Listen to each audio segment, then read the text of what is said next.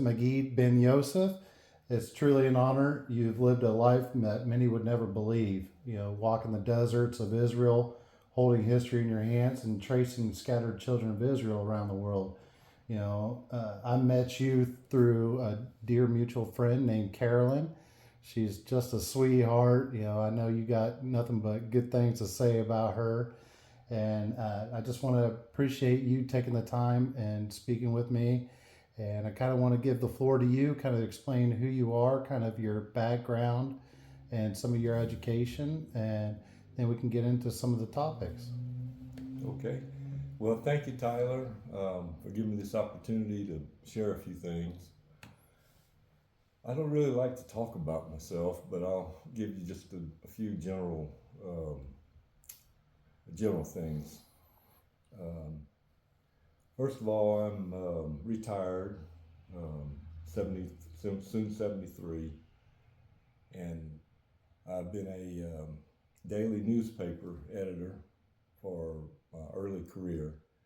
And then in 1981, I changed careers and went to graduate theology school and wound up on the mission field in the Middle East. And I was there from 1987 until 2001, off and on, not full time, but off and on, over a 14-year period. And was privileged to have as mentors three very distinguished rabbis today who are members of the revived Jerusalem Sanhedrin. When I knew them, they were just upstart rabbis. And we just like to get together and study. And one thing they wanted to do was study the New Testament, the Aramaic New Testament, because they wanted to convince me that Yeshua, who we know as Jesus, did not observe the Orthodox halakha, the Orthodox way of walking out the commands of the Torah. And I thought it was an interesting subject, so we all got Aramaic New Testament Bibles, and we met for a few months off and on at a yeshiva there in Jerusalem called the Yeshiva of the Sons of Jesse, Yeshivat ben Yeshai. The Sons of Jesse would be direct descendants of King David. So most of these guys were direct descendants of King David at that yeshiva. And the study was headed by Rabbi David Bar Chaim, who is the head of that yeshiva. And he is now the head of another yeshiva in the so-called West Bank of the Hashemite Kingdom of Jordan, as it was called for 19 years. His real biblical name is Judea Samaria. And he has a nice yeshiva near Bethel, which is one of the areas in Judea Samaria which is under dispute right now. So anyway, when he conducted this study, we looked for anything in the New Testament that might possibly violate the Orthodox halakha. And there were two things that were observed. The first was when Yeshua was walking through the wheat field with his disciples on a Shabbat, and they picked some grain and rubbed it through their hands. And I myself thought that might be a violation of halakha, and most of the rabbis who were there, I think there's about 14 students altogether. Some of them were already rabbis, some of them were studying to be rabbis. But of the students who were there, most of them also thought that was a violation. But Rabbi David Bar Chaim didn't believe it was. He's quite an authority on halakha, and I can recall him sitting there as the arguments were being made back and forth, and he's sitting there stroking his beard, and then he looks over to me and he says, "Ben Yoseif, you're Yeshua. He's a kosher rabbi," because he did not violate the halakha. The halakha prohibits threshing of grain in the usual manner, which is with a threshing fork, where you throw the grain with the chaff up in the air, and the wind blows the chaff away, and the grain settles to the ground. That is prohibited on Shabbat. But just walking through a wheat field and rubbing grain in your hands and eating the grain, that's not a Shabbat prohibition. So that really did improve the standing of Yeshua in the eyes of these rabbis in a Jewish circle, totally Jewish circle, which I thought was, Hashem did quite a job there. Most of my work has been involved with, I guess, part of the gospel, which a lot of people don't really understand. But if you look at the gospel as it's defined over in Isaiah chapter 49, verses 6 through 8, it says of a servant that Isaiah is shown in the distant future is a light. The Hebrew word is kal. It's light or too easy for you to be my servant, to raise up the tribes of Jacob, to restore the preserved of Israel. I will also make you to be a light to the nations, so that my salvation may be known throughout the world. So these are the three-pronged missions of the Messiah, as defined in Isaiah 49, 6 through 8, which his gospel comes out of. The gospel of Yeshua comes out of that. Not the gospel about Yeshua, but the gospel of Yeshua. The gospel that Yeshua told his followers to preach. Okay? Now that gets into the New Testament, so let's go over there a little bit. Well, before we get there, I kind of want to explain a little bit of your background for people to understand. Oh, okay. Before we get into the deep stuff, I think it's very beautiful, and I can't wait to dive into this and kind of break this apart, and so that way people have a better understanding. Mm-hmm. But I want to kind of go over your background. I knew that when you got over to Israel, you started working with the Jerusalem Post. You met with them. Is that before or after you met with the rabbis? Is that? I took the job at the Jerusalem Post before I met these rabbis. Before, okay. That was one of the reasons they were attracted to me, was because I was the religion editor at the Jerusalem Post. I wasn't Jewish. I was a Native American. That was Native American spirituality. I had attended a Christian theology school, the Oral Roberts Graduate School of Theology and Missions, which I was admitted to on a clerical error, which is a crazy story. But to give you a quick background, I left the newspaper business in 1983 and worked for about 6 to 9 months as the director of a high technology industrial development division for an advertising and public relations company in Baton Rouge, Louisiana. And in the pursuit of that job, I did a lot of freelance work with the Chamber of Commerce in Baton Rouge. And I met up with this pastor who was the pastor for a lot of CEOs of a lot of different companies who were coming down to the Baton Rouge area because of the favorable weather. They were making their corporations in the Sun Belt, their headquarters in the Sun Belt. And I thought it was unusual that all these CEOs were going to this same Baptist church where they had this Baptist pastor who prayed in tongues. And so I had to meet this guy, and I met him, and I did an interview with him. And in the process of doing the interview, I met someone who invited me to come to Tulsa and assist him with a project. Well, that's a long story I don't want to get into today, but as a result of that contact, it was confirmation to me that I should go to Tulsa, because I had earlier been contacted by the Graduate School of Theology and Missions, told I'd been accepted. I hadn't even applied, and so I didn't know what I should do. And when I met that guy out of the blue who says, come to Tulsa, I took it as the Lord's sign I should go to Tulsa. So I did. I enrolled in the Graduate School of Theology and Missions. I was there from 1984 to 1987 when I went to Israel initially, and South Lebanon on the mission field.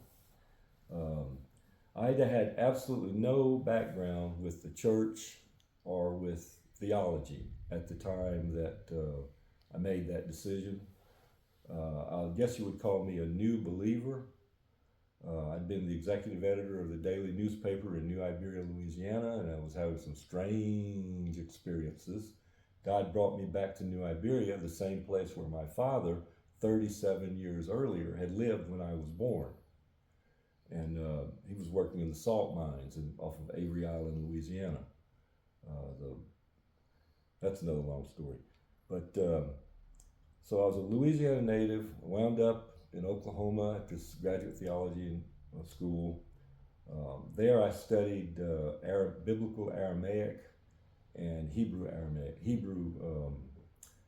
Biblical Aramaic and Hebrew, but also the Aramaic of the Talmud. So I was able to read the Talmud and the New Testament in Aramaic. And in so doing, I noticed that there were things in it that just didn't quite line up with what my understanding of the Torah was. And so I began asking a lot of questions, writing term papers that were given question marks and C minuses and D pluses just because the professor didn't agree with my position but couldn't dispute it. When I was at ORU, I was the graduate research assistant of one of the editors of the New International Version of the Bible, which was just coming out at that time. And he was interested in a lot of research into the Dead Sea Scrolls and into the 8th century prophets, that kind of thing. And he had initially studied Akkadian, which was one of the earliest languages based upon the Sumerian culture, the earliest culture that we know of in the world. And so he had gotten me interested in studying ancient languages. But I was his graduate research assistant for about 2.5 years, and my assistantship was withdrawn because I made a C in a biblical Hebrew exegesis course, which I really don't think I should have been given a C, but because I was kind of discriminated against because I had accidentally stumbled onto the fact that the graduate dean was having a relationship with his administrative assistant, and that was not popular for me to discuss. So anyway, I wound up leaving ORU of my own accord and going to Israel initially just to visit the land, just to see where Jesus had walked, that kind of, like what most tourists do. Mm-hmm. But I met this man shortly before I left who was a Jewish guy who had friends among the Palestinians. And when he and I met, it was kind of strange, but he said that he wanted me to come to Israel with him. He wanted to introduce me to these Palestinians that he knew, and he might want me to be involved in some kind of business venture with him. He was writing a book, and I was an editor, so I could help him in that regard. So anyway, we went over there. He bought me a one-way ticket, and I wound up staying from 1987 until 1990 when I returned to the States to be married to a Mexican Israeli I had met in Israel. But we wanted our children to have American citizenship, so we were married in the United States, and our son was born in the United States. And then when I went back to Israel, well, first I should say, while I was in the States, I was approached by the members of the Autonomous Jewish Authority in Yesha. Yesha is an abbreviation for Yehuda, Judea, Shomron, Samaria, and Gaza, the Gaza. So Yesha is spelled the same way that Yeshua spells his name. Yod, Shin, Shurik, Ayin, okay? But it means Judea, Samaria, and Gaza. That's what it means, okay? Yesha. And these Jews were Orthodox who wanted to propose an alternative to a Palestinian state in Judea, Samaria. And I had proposed earlier what I called the Zechariah plan, which was a plan to help to bring about peace between the Israelis and the Palestinians through a mutual population exchange. And I'll get into that a little bit later, but I'll continue with the brief biography first. Okay, getting to the end, I hope. So, anyway, I started out in Israel, living in Betfaji, which is on the backside of the Mount of Olives. I lived with I worked with a family of Turks who were missionaries to Muslims. Okay, it was an all Muslim village back there, and these Turks, a Turkish couple, elderly couple, had been there on the backside of the Mount of Olives for a number of years, and they introduced me to all the Palestinians there and all that. And I was living on the rooftop of one of the homes of the Palestinians that Mr. Jerry Milliken, who had brought me over there, introduced me to. So that went on until the Intifada began in December of 1987. On December, I think it was 13th, 1987, that's whenever the Palestinians started rolling these huge boulders down the mountain from the Mount of Olives down onto the highway below, and started a brouhaha. They call it the renewed Palestinian Intifada, the uprising. And I covered that as a freelancer for several organizations in the United States, and also started what they called an email list on the KesherNet, which was a forerunner to the World Wide Web. World Wide Web did not then exist. They did not have Google or anything like that, but they did have KesherNet. Kesher means connection. So KesherNet was a connection from Israel directly to the United States. And I had a following of about 6,000 people at that time, and I was writing articles about the Israeli-Palestinian conflict. And then one day, I was in Tiberias, Louisiana, finishing up on a book editing project. A man by the name of Wendell Stearns had written a book called Biblical Zionism, and I was editing it for him. And he received a phone call from a man in Jerusalem by the name of Jan Karnes. And Jan was the news director for Middle East television.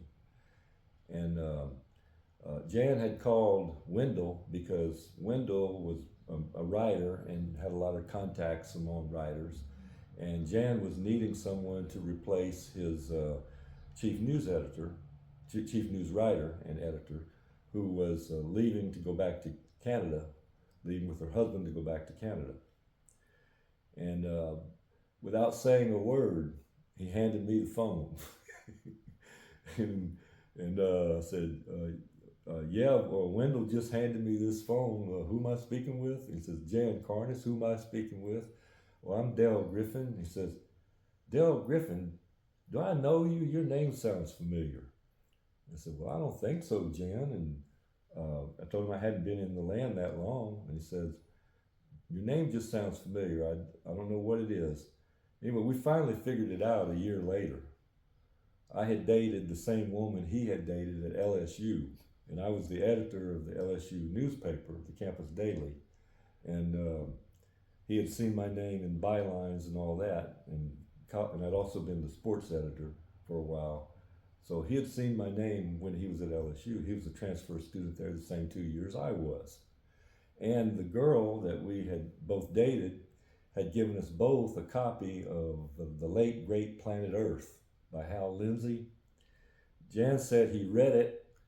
It scared him to death, and he went to Israel as soon as he could.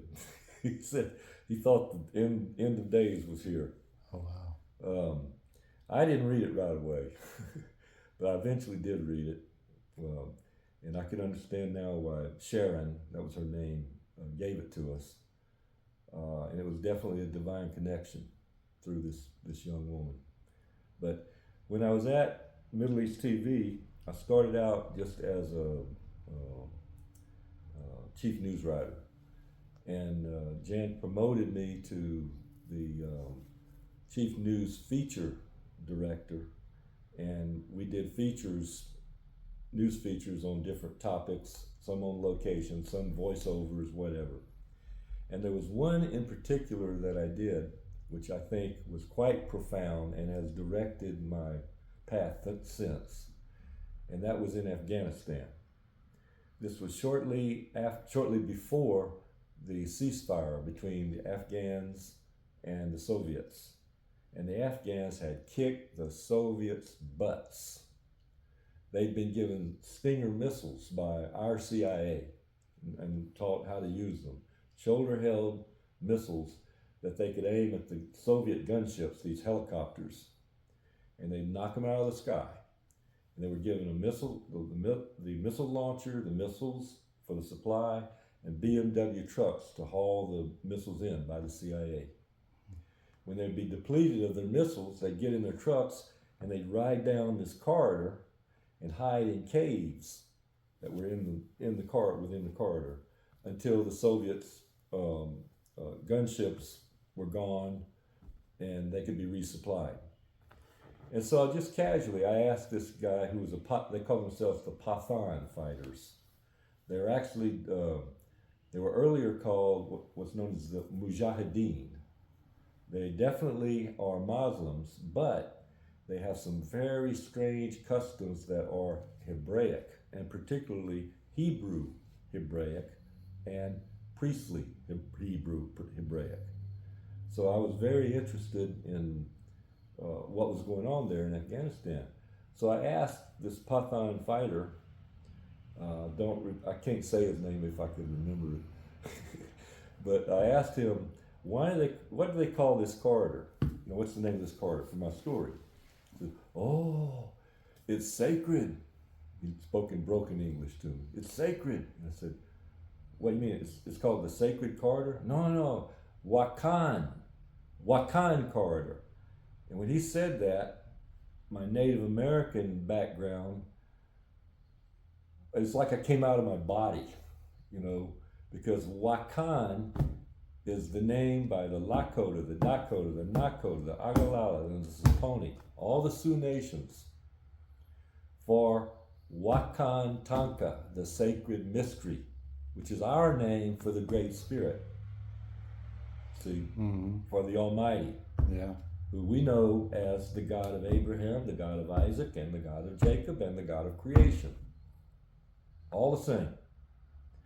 So, armed with this information now that the Wakan corridor may have been a place traversed by the ancestors, which would be the 38 Athabascan language group nations, which came from that region into Tibet, Mongolia, from Mongolia into northern China to Manchuria, 2,400 miles on foot across Siberia, and eventually crossing over into Alaska at the Siberian Straits. Probably brought over by boats that were built by the Eskimos or some other tribe that migrated there earlier. But they eventually settled in the shadow of a mountain, the tallest mountain in North America. It was renamed Mount McKinley after President McKinley, but it recently got its true name back, which is the name that was given it by the 38 Athabascan language group nations who settled in the shadow of that mountain.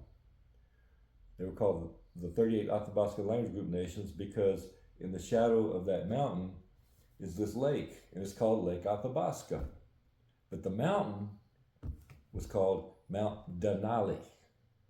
Denali comes from the compound of the Hebrew Dan, the tribe of Dan, and Ali, which means to ascend, or used as a noun, the mountain of Dan. The mountain of Dan. That's beautiful. Right here in Alaska, okay? Now, the 38 Athabascan language group nations have been traced by what is known as the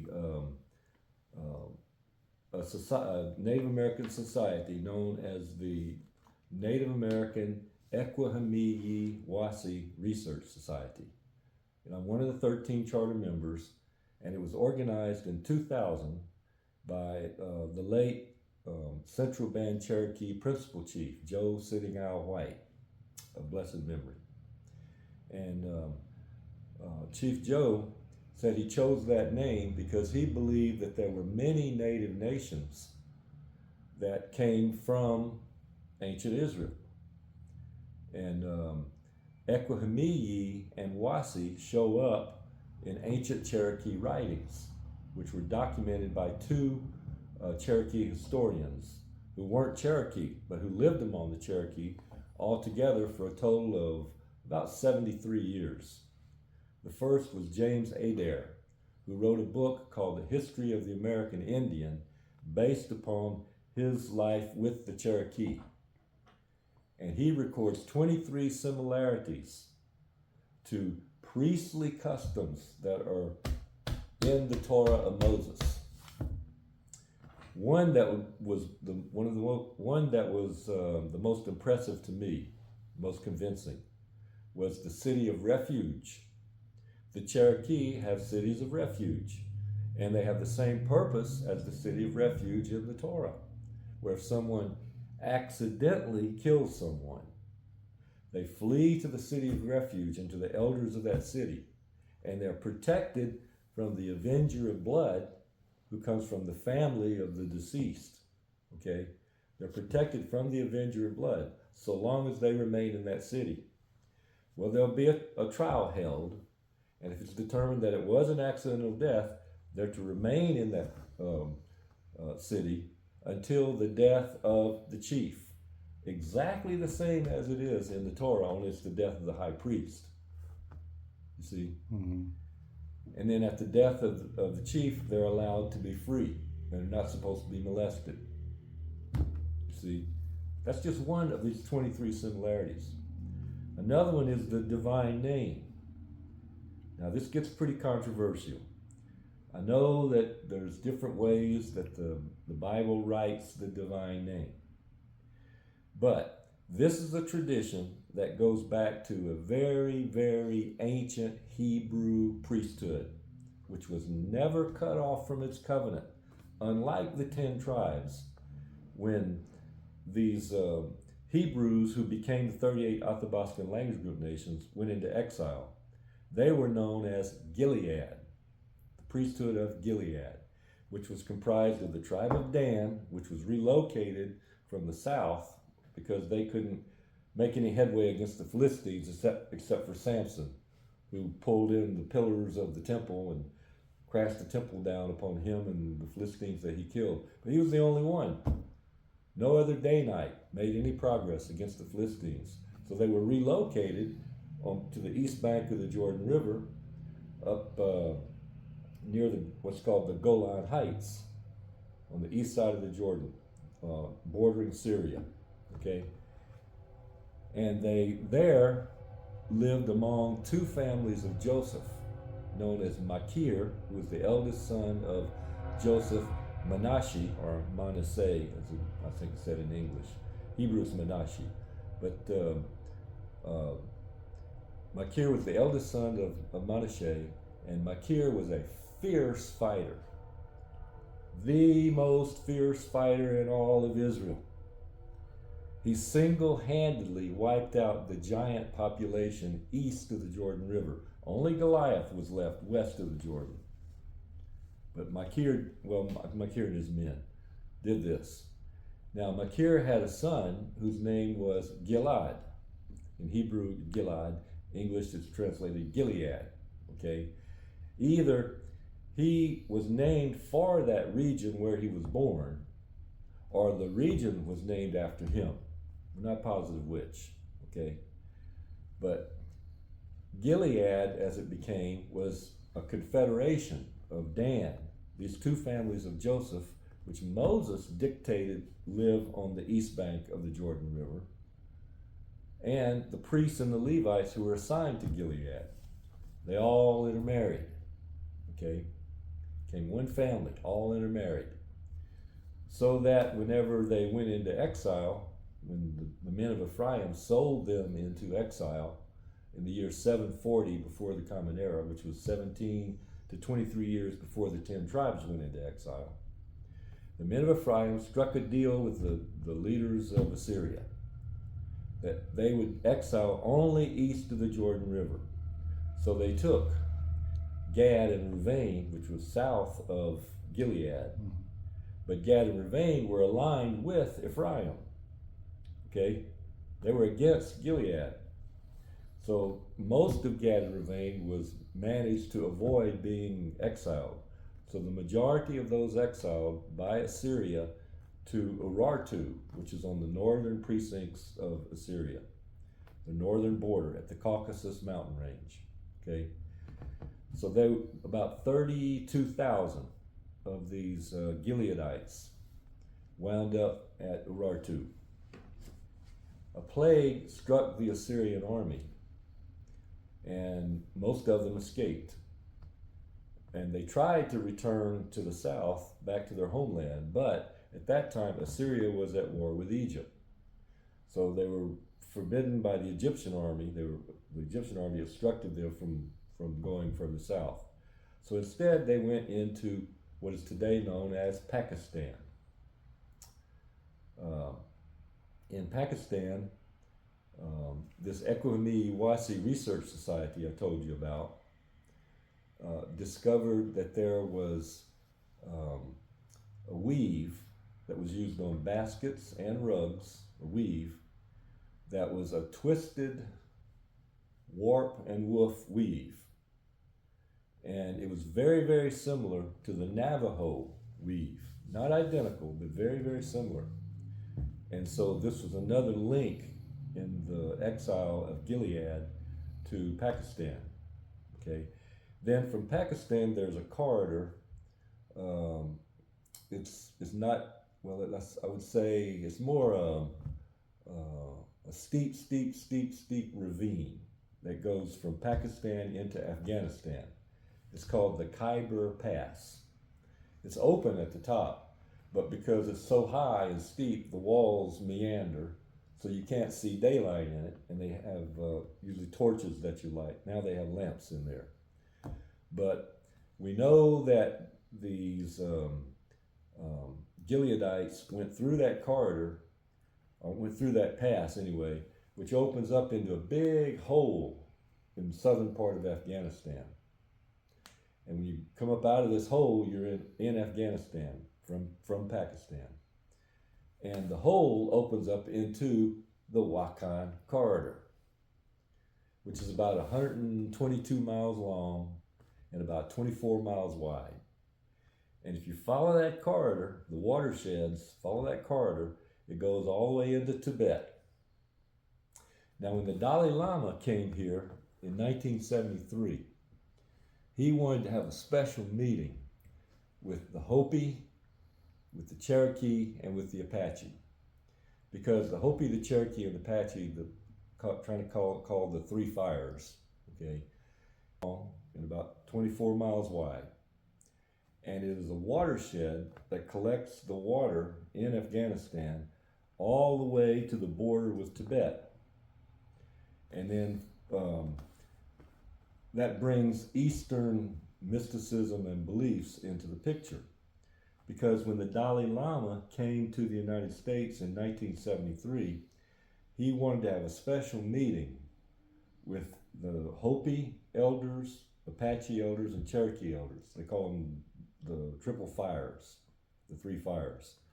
And this is because Mad Bear, who was Apache, and some Hopi elders and Cherokee elders had attempted to contact Congress and the United Nations to meet with them, to warn them about the track that they were on that was not understanding the spirituality which must accompany the technology which was being promoted.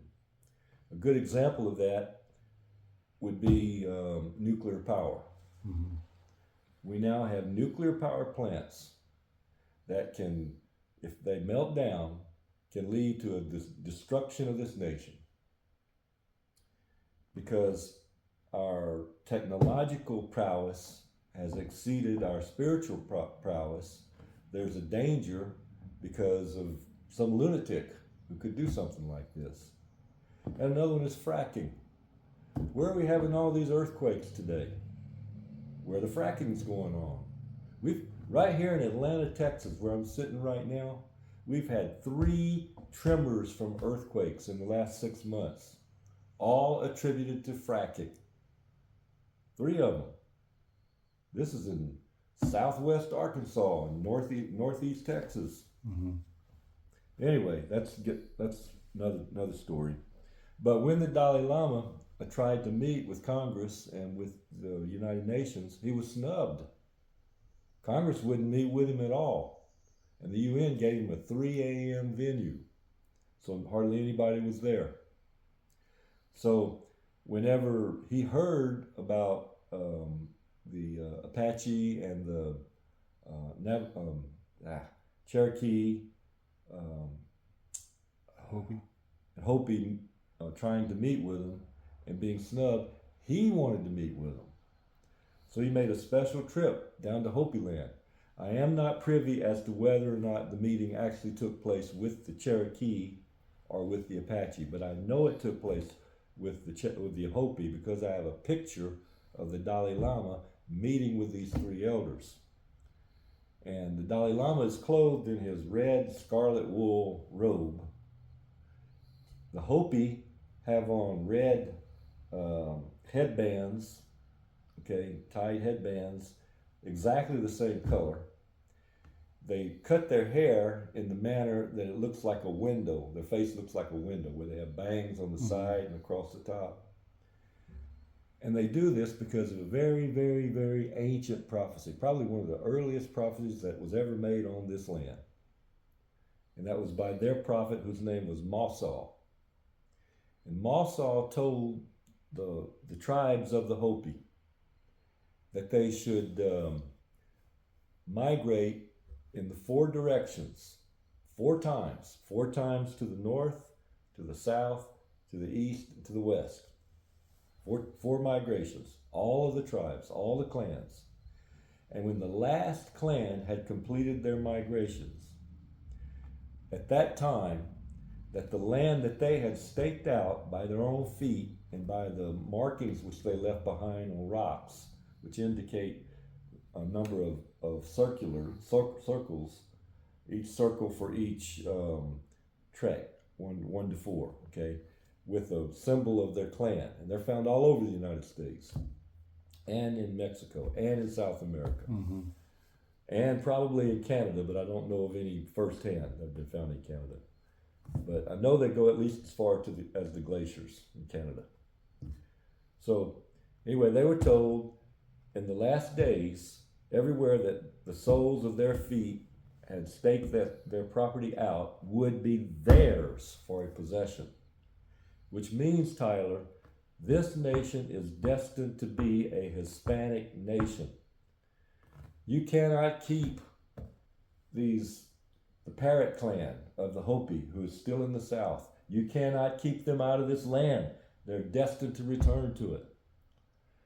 Okay, build your fences, have your border security, but put a means in there for legitimate Hopi descendants to be allowed to return to this land because it belongs to them, even more than it belongs to the United States of America.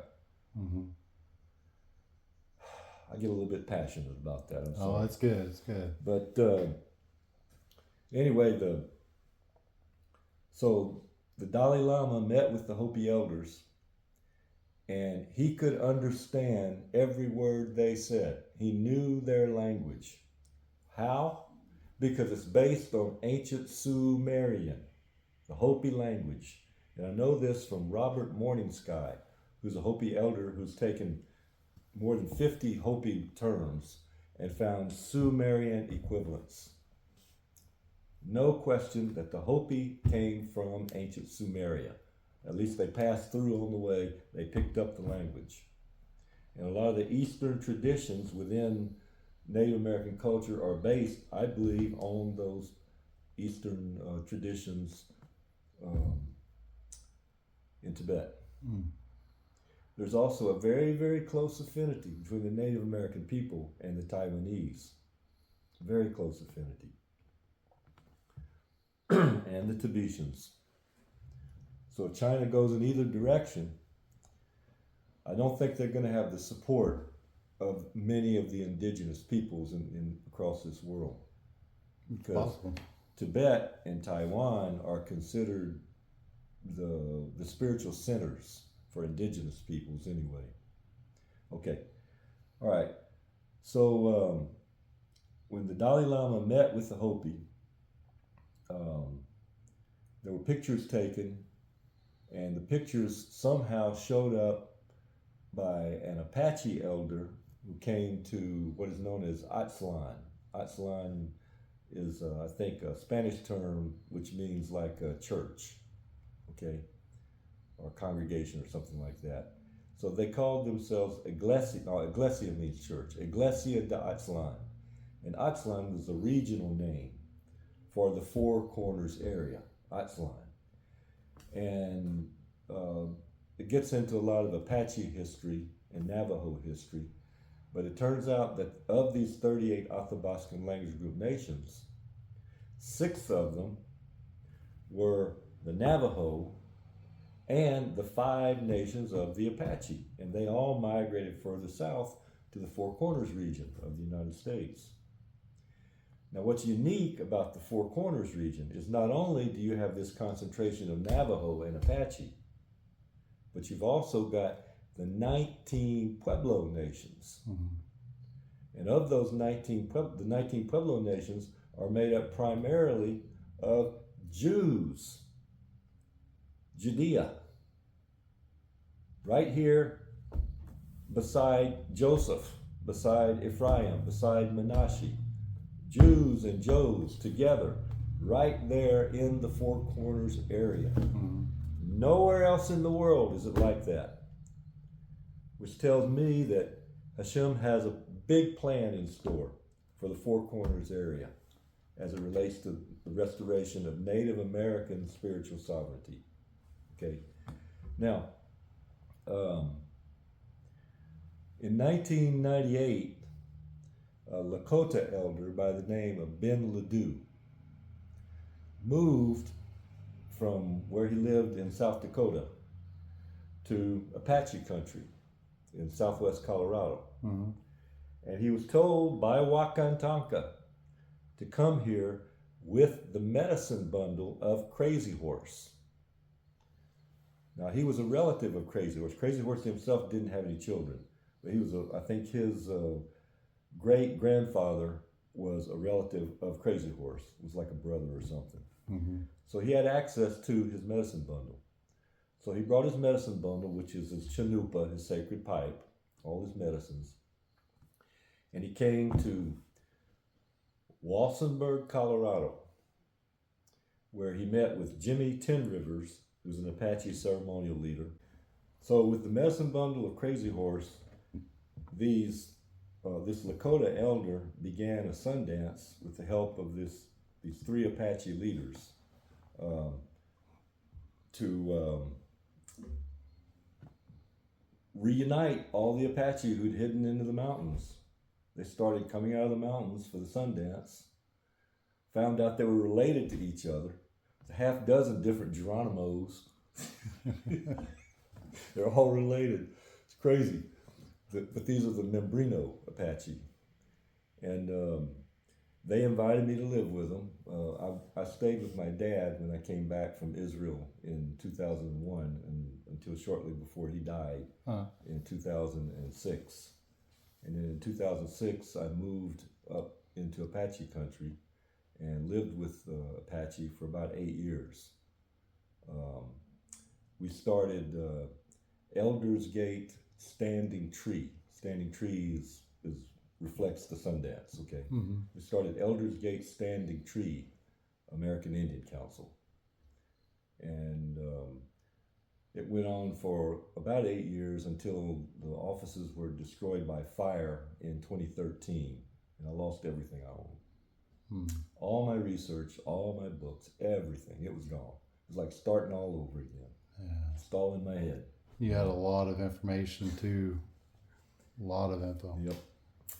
I did manage to save my Torah and my prayer book, but that's about it.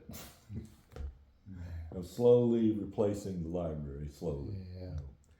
But anyway, when I came back to the United States, I had gotten into quite a bit of trouble in Israel. This guy who was the director of my research at ORU, who was the chief editor on the NIV project, he told me at one time, he said, "Dale, I believe you're the Lord's rabble rouser." And I said, "Well, I just can't believe things that contradict the Torah. I can't believe them." He said, "You hold your guns." That's what he told me. You hold your guns, because it could be that there's a compromise in there somewhere, but it's also possible that, because he was aware of Constantine, it's also possible that because of the influence of Constantine, a lot of these things are incorrect and they need to be dealt with. Yeah. Of course, he's deceased now. Almost all of my mentors are gone. But anyway, so when I came back from the United States, I was not deported. I want to make that clear. I was not deported. But I did spend some time in prison. And I want to explain why. And I want to explain that I never committed any crime, that this was all a political imprisonment. Mm-hmm. I was incommunicado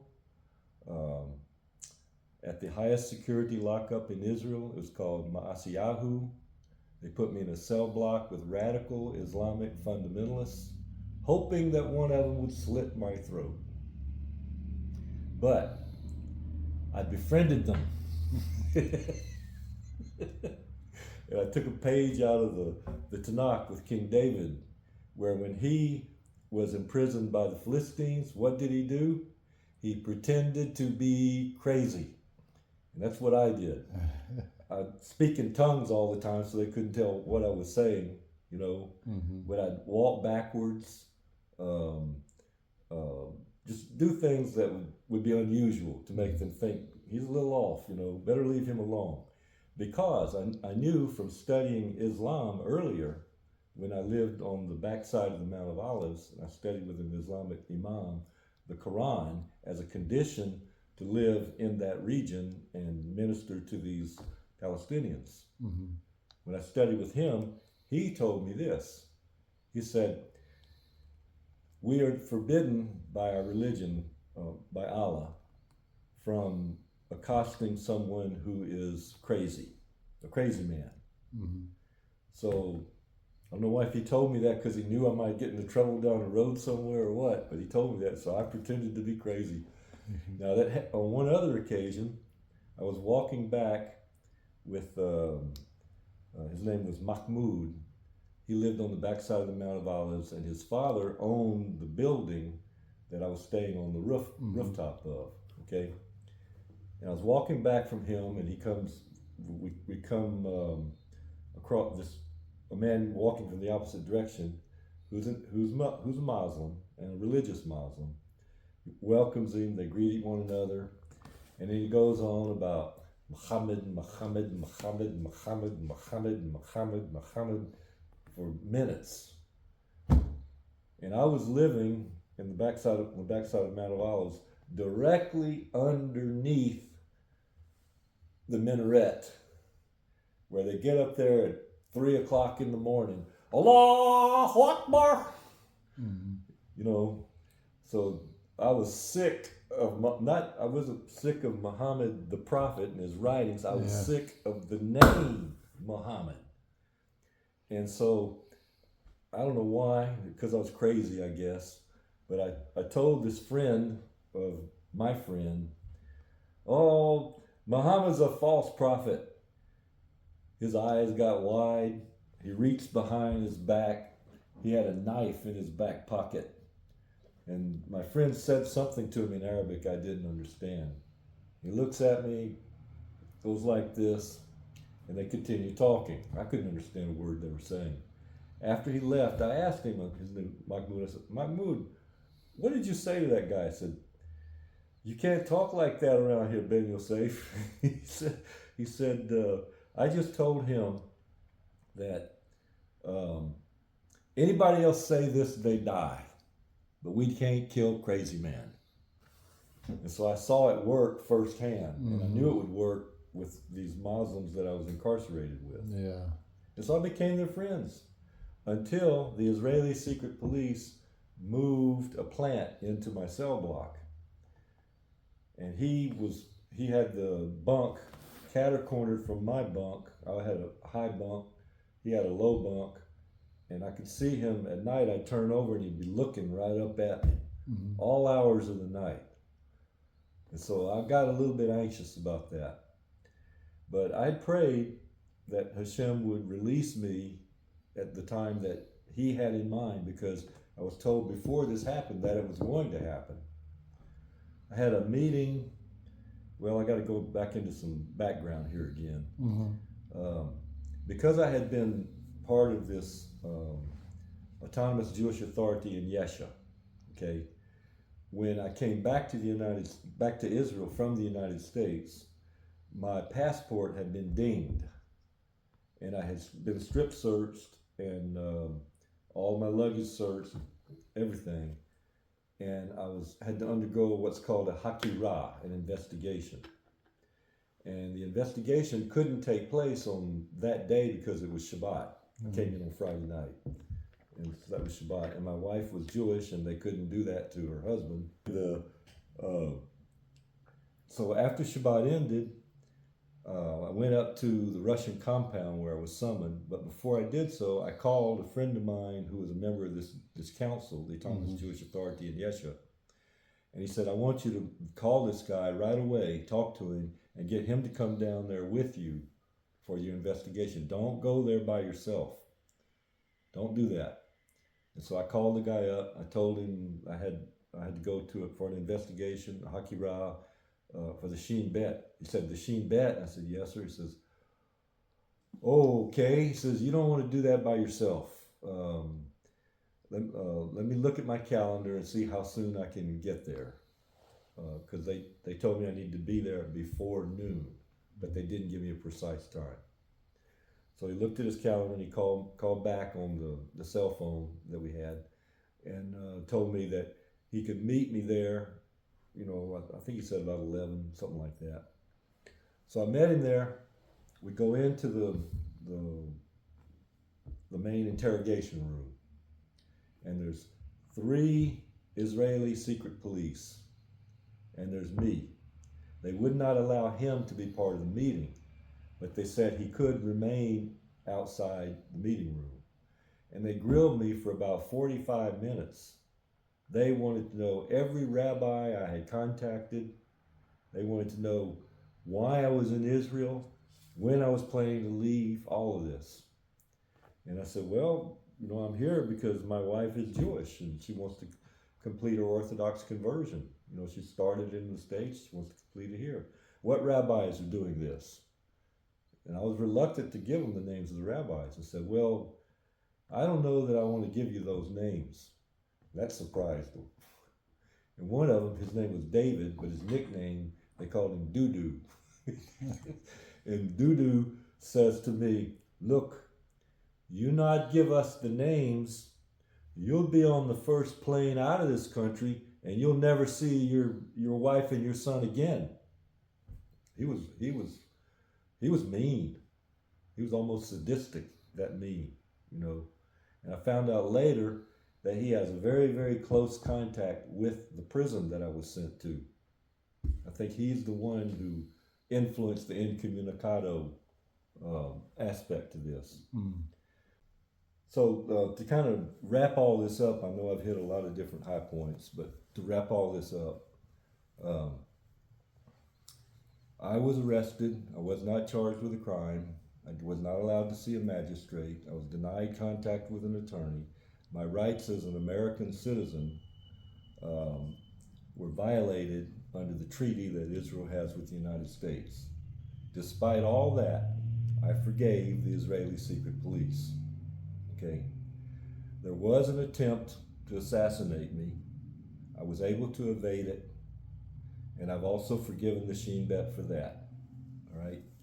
I was asked, I was told that one way I could remain in Israel was if, since my wife was Jewish, if I would convert to become Jewish as well, then I would be allowed to remain in the land. But I would have to find 2 rabbis who were willing to convert me. And I had 2 weeks to do so. Well, there were rabbis who would be willing to convert me, but I wasn't willing to be converted. I felt like I was to remain a Joe, because my ministry, to sum it all up, my ministry is to help to reconcile these differences between the house of Judah and the house of Joseph. Okay, and that has gotten me into a lot of hot water because it involves the Palestinians.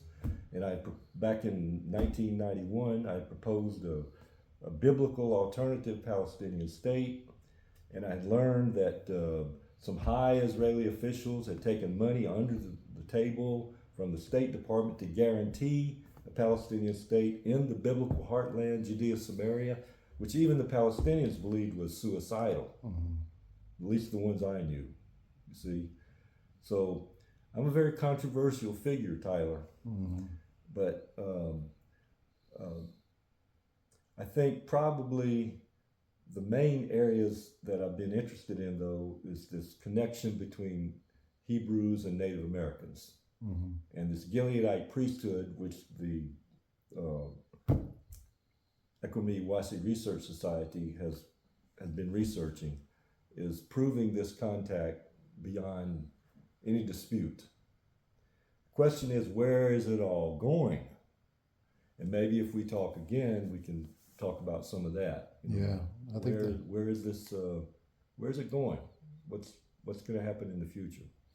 Also, I understand that we have a mutual friend by the name of Vendel Jones. Vendel died a couple of years ago, but he was a very good friend. He headed the archaeological excavation of a cave where back in 1988, I accidentally discovered the entrance by sliding down the side of a cliff and my feet landing in what looked like an eagle's nest. There was a hole in one side of it, and I was yelling and screaming for somebody to come help rescue me. And Vendel had us all fanned out from the place where he had told us the copper scroll was discovered, which describes all the elements that were hidden from the First Temple period. So it was an important discovery. But he said there was a cave in which a lot of these items were supposed to be hidden, which he'd never been able to find. And his wife had told him that it was on the way from Jericho to Sakaka, which was an ancient word for Qumran, which means 2 moons. There would be a cave with a column dividing 2 sections. To dig at the north entrance 3 cubits, and there he would find some things he was supposed to find. Well, he located the column, and he dug in the northern entrance of the column, but he didn't find anything. So his wife, who was a Yemenite Jew, her name was Zahava, she says, Vendel, maybe there's an entrance on the north side of that cave complex. And the idea light went on Vendel that everybody who was working there at that time should fan out. Okay. So when Vendel and I met, I knew right away it was some kind of a divine connection. I didn't know what exactly. But he had been mentored by Pesach Baradon. Before you get in there, can you talk about the eagle nest, how you guys were down in there? Oh, how it was 40 degrees cooler? Yeah, cool. All right, yeah, I left that off, didn't I? So anyway, the cave opened up. It was about 127 feet deep. 127 back, and 37 feet from the ceiling to the floor. But it had caved in at the front and had concealed the entrance totally. So we had to dig through 37 feet of fill at the entrance to make it the floor level with the floor. See, when it was dug down 37 feet, we discovered pits carved out in the bedrock, okay, filled with a substance that was called the Pitum HaKetoret, the sacred incense. And that was determined to be the most important archaeological discovery in the history of the state of modern Israel. Because in the Torah, when it describes the Pitum HaKetoret, the incense, okay, it does not list all the ingredients. It lists a few of them, and then it says spices. But in the Talmud, it lists all 14 ingredients. And in the 600 pounds that were taken out of these pits found in these in the bedrock, a sample taken from that, we found 11 of those 14 ingredients, which validated the oral traditions handed down since the time of Moses, which are written in the Talmud. Wow. Yeah, wow. So Vendel and I became good friends. I helped him out with his researcher. He did the Institute of Judaic Christian Research quarterly researcher. And it dealt a lot of times with issues that would be of interest to Christians. Okay, and I was kind of interested in that myself. But we had several meetings in Arlington, which is where his headquarters were. And on one occasion in Arlington, I don't know if we have time to go into this or not. You think we do? Yeah, Okay. whatever you can. On one occasion in Arlington is where I met a rabbi by the name of Turbi Gilner. He was from Poland. Mm-hmm. And he was in Vendel's office when I went there to help Vendel finish putting together his bi-monthly researcher. And I told Vendel when I finished I was going to go see this movie that has just premiering called Schindler's List. And the rabbi overheard me. And he didn't say anything at that time. And then later on, Vendel was telling me that he was going to need a ride back to his apartment and asked me if I could take him. So, oh, sure, I'll be happy to take him. So I turned to the rabbi and I said, Rabbi, before I take you home to your apartment, would you like to go with me to see Schindler's List? And he was delighted. He wanted to do that, you know. And so I met Rabbi Turbi Gilner out of the blue, like that, in Vendel's office. We went to go see Schindler's List. We didn't speak very much to each other because we only spoke about the people we knew who were in common. Mm-hmm. And I knew a few people who were his friends, and he knew a few who were my friends. So anyway, after the movie, during the movie, we didn't hardly talk at all. It was very, what's the word? It's just not a movie you talk during. Yeah. You know. So after the movie, I drove him back to his apartment. He invited me in, talked a little bit. I told him that I was, here on behalf of the Autonomous Jewish Authority in Yesha, who had asked me to be the English language spokesman for this biblical alternative Palestinian state, which would allow the return of the house of Joseph to their inheritances, which a lot of all the rabbis know is supposed to happen. Joseph and Judah are supposed to be reunited. The question is, when's it going to happen? Some people say it'll happen before the Messiah comes, and the Messiah will come as the king of reunited Israel. Some people say it will be the work of the Messiah. Others say it'll be done after the Messiah gets here. You see, so there's differences of opinion by the rabbis, but they are in agreement that Joseph and Judah will be reunited, that the enmities and vexations will be resolved. You see? Mm-hmm. Now, but whenever I was speaking with Rabbi Gilner, he says to me, that was Ben Yoseif at that time, Ben Yoseif, this is a really good idea, but we've got a problem. What are we going to do with you-know-who? Meaning Yeshua, who he called Yehoshua. Mm-hmm. Okay? Now, Tyler, I did not feel qualified to address that question at that time. I had my own beliefs, which allowed a reconciliation between Jews and Jews, recognizing Jesus as Messiah, okay, but not mandating that the Jews recognize Jesus as their Messiah at that time. Mm-hmm. Now, on his second coming, yes, he's going to be the king of reunited Israel. But at his first coming, was his mission limited to the 10 tribes? Did he not say, I am sent only to the lost sheep of the house of Israel? And he sent his disciples only to the lost sheep of the house of Israel? You see? They were told not to minister to the Jews, to not minister in Judea, Samaria. The only record we have of any of the disciples of Yeshua ministering in any part of Israel, okay, is the Gaza. When Philip went down there and he met the eunuch from Egypt who was baptized right there in the Mediterranean, right off of the Gaza.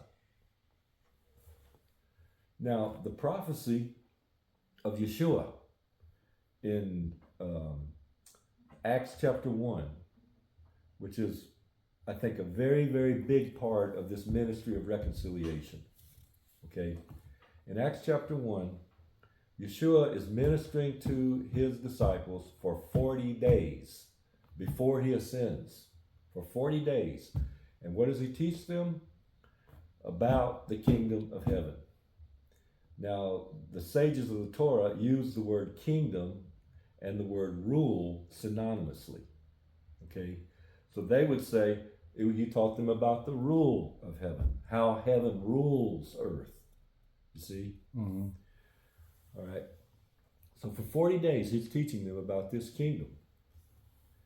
On the 40th day, his disciples, they come to him on the 40th day and they say to him, Master, will you at this time restore the kingdom to Israel? Now these are Jews. They're of the house of Judah. And they're asking Yeshua, is now the time for the kingdom to be restored to the house of Israel? Because they believe as Jews, they're already under kingdom rule. Mm-hmm. You see? But where are these Israelites? Where are the 10 tribes? And if Yeshua declared his mission being only the lost sheep of the house of Israel, as he did in Matthew, you see, it's a legitimate question.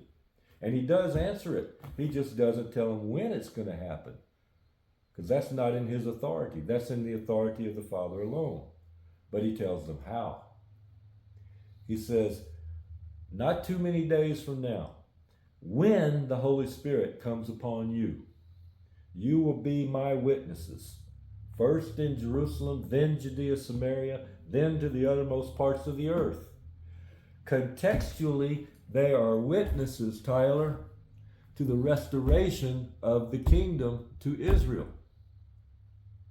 And even, I should say it this way, the restoration again to the kingdom of Israel.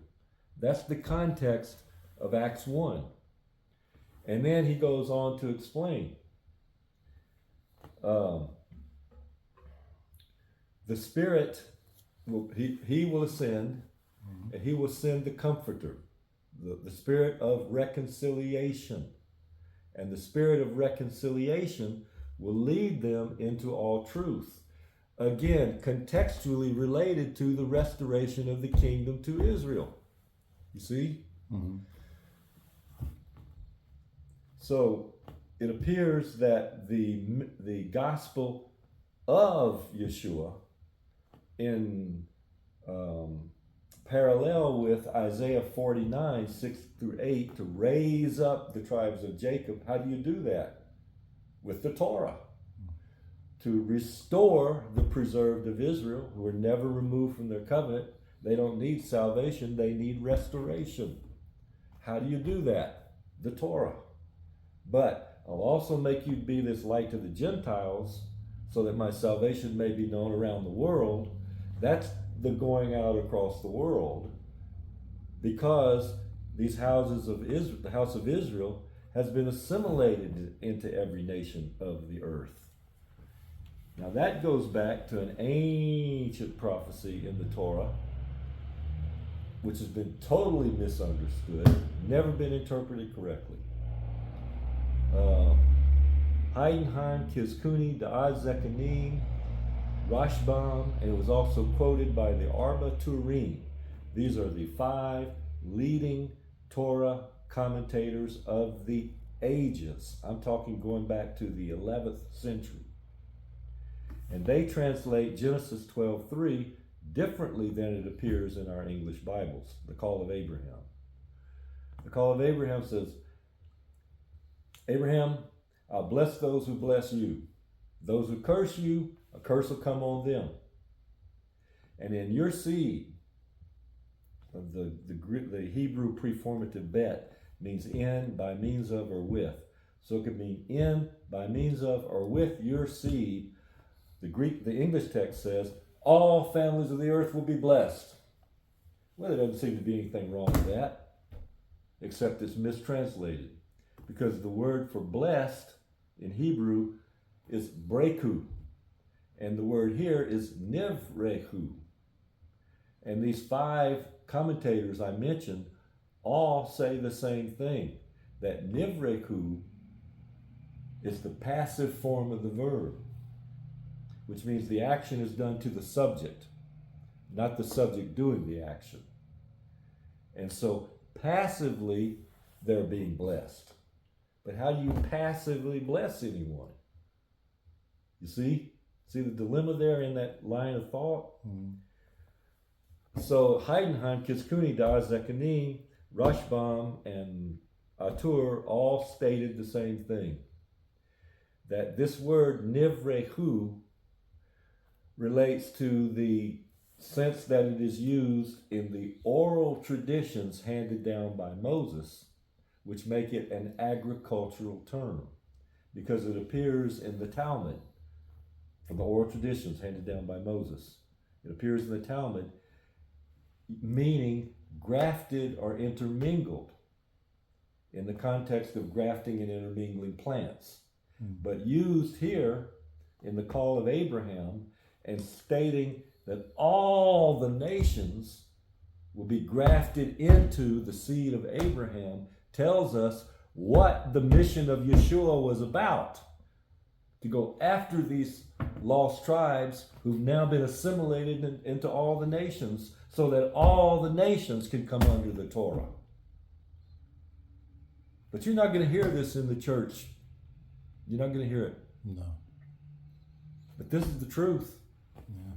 Yeah. I can really see that. And, I even think, before we close this out, going back to kind of like the natives, we don't have written oral communication. All of ours is done orally. That's correct. So like the sacred name and stuff was embedded in our songs and chants, right, and that type of stuff. So you start seeing quite a bit of things that are kind of put in places to be revealed at a certain time. Mm-hmm. And we got a mutual friend. You can correct me how I say this. And there was a little boy that threw a rock and found the cave. Oh yeah, Muhammad. Then a dog that found the cave entrance, I believe. Then you that kind of went on your own journey and was just following whatever was guiding you. And we know what it is. And it led you into being able to find one of the greatest finds of our day, which is the incense, and which is something that can't be recreated. It's something that's banned for us to do, and being able to find this and start, it just seems like in a short amount of time we got a lot of things that are being uncovered. And it seems like it's coming at the right time. Mm-hmm. So God's timing. Yeah, and so Wakantanka's timing. That's when it's exactly. Coming. And so you're seeing the light grow, mm-hmm. and with all these things being uncovered, it only sets the stage up for something bigger that's coming. And I'm 100% with you on the Torah. The natives, they were practicing the Torah before they got started getting the written information, and that's something that we can all live by. There's things that happen to our people that were 95% of us was wiped out due to different stages of things that took place. And we're just that lucky 5% that has survived and has been sent certain types of messages, and luckily our ears were open enough to and kind enough to be able to hear, and not just hear but act on things. And that's what you did. And you did that from an early start in your life. You don't just take things for granted. You dissect things into understanding the meaning behind the text that people confuse for so long. Yeah, I guess I'm the curious sort. Yeah. And that can get us in trouble sometimes. And got me in a lot of trouble. it's a beautiful thing. I know we don't have much time to talk and get out as much as we need to and want to, but that just sets the stage up for something that we can discuss in the future. And I'm hoping, next time I come back, we can sit down and we can kind of break this down into quite a bit and kind of get you set up to where you can kind of explain this to people in more in depth in a technical way, to where we can start getting this information that we've been searching for as a society for so long. Sounds good. So I appreciate your time and being able to spend with me, not just this being able to have this talk, but everything that we've got to experience in the last few weeks. And to me, it's etched a marking in my heart that really shows I believe that this is the right thing to be doing. And I appreciate the teachings, the knowledge that you've shared with me, and you've been a good student. And I hope it can go to future ears that need to be able to hear this information.